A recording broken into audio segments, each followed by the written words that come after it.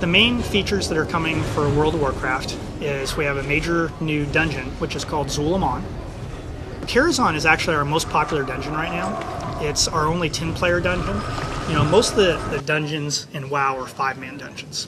And then for players that have kind of graduated beyond that, you can go to 10-man dungeons, of which right now there's only Karazhan. And then for players that really have much more advanced guilds, we have a lot of 25-man zones. So the 10-man raid is kind of a graduation for the people who move beyond 5-mans, but don't really have the guilds to do 25-man content.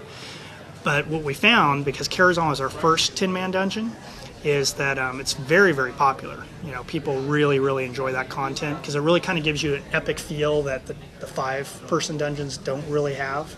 So it's going to be a 10-person dungeon. It's going to be a little bit smaller than Karazhan. So one of the big complaints about Karazhan is it's a very long dungeon. You know, if you really want to do it start to finish, you know, it takes hours. You know, with Zul'Aman, you know, it's probably about half the size of Karazhan, approximately. Well, dungeons are really just a group experience. You know, like when we developed WoW, you know, we really try to make sure that there's a lot of different types of content and play styles out there. And, you know, a lot of, you know, the vast majority of WoW players, you know, play by themselves at first and then slowly kind of get into groups. You know, like you'll go out and just do a lot of like solo quest content, you know, kind of in the outdoor world. And then we'll kind of introduce you to group quests. And then eventually we'll start giving you quests that are dungeons that require, you know, a lot more teamwork.